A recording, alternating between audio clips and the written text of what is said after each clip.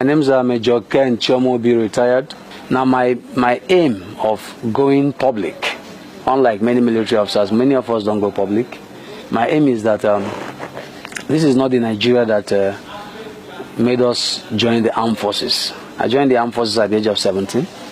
I had very high ideals for joining the armed forces. I had better options. I was already in the University of Nigeria, about to do medicine, but I still abandoned it to go to Nigerian Defense Academy.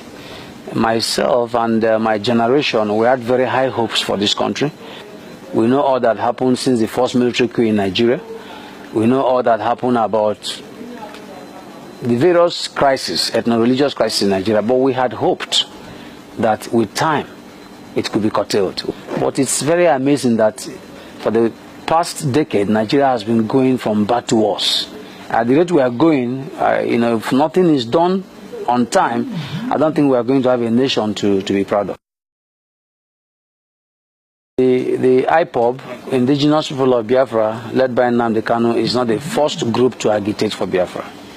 But what makes IPOB unique is that IPOB, the arrest of Nnamdi Kanu, and he's being held, against court orders, is what is making IPOB to be very, very, to be like a bone in the neck of the government.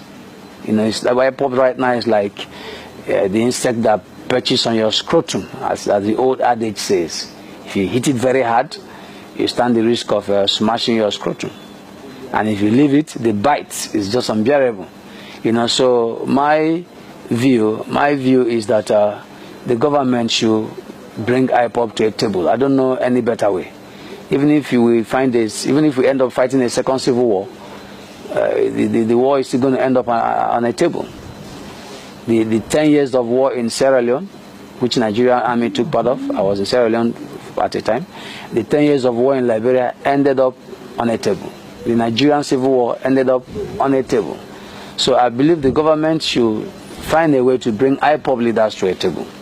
Let us see how their agitation can remain civil, remain according to the dictates of the rule of law, remain according to the norms of international law and international best practices, like other agitations in Spain, Catalonia, in UK, Scotland, in US, California. There's so much agitation all over the world for independence. So Nigeria is not a special case. There's no big deal about any part of Nigeria wanting to have an independent country. It's a very sore point, but let me just reveal something, that will make this interview a bit spicy. I have it on good authority by an intelligence chief, whose name I will not mention, that this is not the first time Nnamdi Kanu has been arrested. I'm surprised that there is nowhere in the media I have seen that so far. During the Olusegun Obasanjo government, Nnamdi Kanu was in the net of the security agencies, but because of the way it was handled, I never even saw the headline anywhere.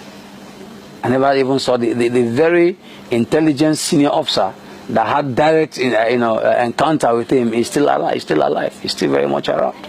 But the way Baba Obasanjo's approach to issues was such that even when Zamfara declared Sharia, which was unexpected, it was unheard of in a secular nation, his approach to the issue made sure that the Sharia issue did not end up leading to a religious conflagration.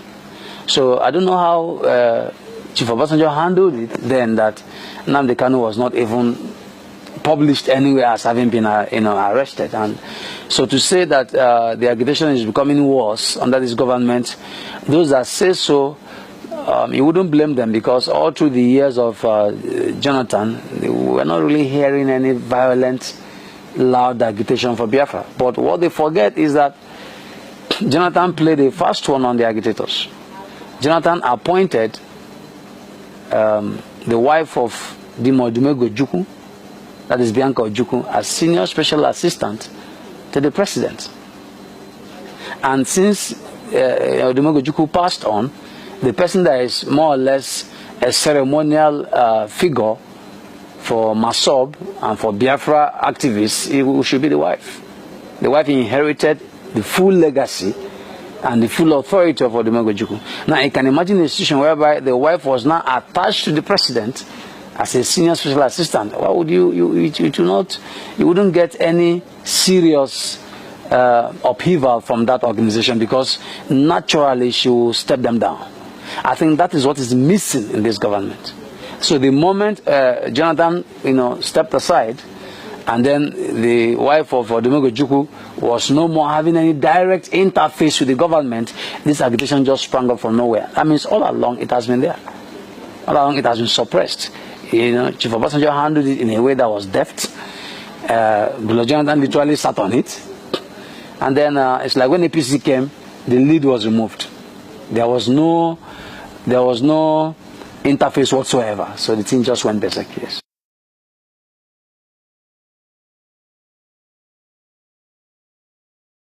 Yes, I'm saying that the Buhari's government gave this agitation fuel and fire. Whichever way other governments in the past handled it, it's not beyond this government. And let me prove it to you. When the Avengers started blowing up places, Buhari's government inherited a situation whereby there had been an amnesty program. And I remember when the militants were appearing on CNN, carrying Browning machine guns, wearing masks. The militants were kidnapping expatriate workers. They were very violent. But President Yar'Adua managed to step it down. President Yar'Adua could have used force. He could have deployed the armed forces. But he saw reason to step it down via the amnesty program. It was unbelievable. The whole world was shocked when Tompolo was brought to the villa and was having a handshake with the president. And he stepped it down. But before the APC government took over, the body language of the APC government was that when we take over, we are not going to allow the sensitive contracts for pipeline protection to remain with criminals. When we take over, we are not going to allow the vital state infrastructure to remain under the protection of miscreants in the name of militants. We are not going to. And when they took over, they began to revoke the contracts of these militants. I think even OPC was involved. Even Frederick Fashion spoke up, because Gani Adams of OPC, he was also a part beneficiary of these contracts. And check the time that the APC government took over and the time the Avengers emerged. Look at the time lapse. The militants gave a short time to see whether there will be an interface, whether there will be some form of bridge. And when there was none, before we know what was happening, Avengers was born. Now, where are the Avengers now? We all know what happened when the Vice President Oshibajo went down to Niger Delta and spoke to Niger Delta elders. Soon after, he was in Imo State also to talk to the Southeast people. And before you know what's happening, Avengers just fizzled out. We're no more hearing bombing of installations. We're no more hearing about destruction of our vital oil infrastructure. How did they happen? Now we are hearing that the APC government is going to return the contracts back to them. So what does that tell you? If Avengers could be handled, if MENT could be handled, and some of them are pilots today, some of them are, I heard some of them even made first class in universities all over the world, I believe that not only IPOB, but Shiites can be handled as well. It's called alternative conflict resolution. I believe, quite frankly, that anything about secret trial of Nnamdi Kanu or his trial under Sharia law, I heard about that, even though I don't take it seriously. I don't think anybody's going to try any Christian under Sharia law, but maybe it's a media hype. I believe that a political solution is the best. I believe Nnamdi Kanu should be brought to a table with IPOB leaders worldwide.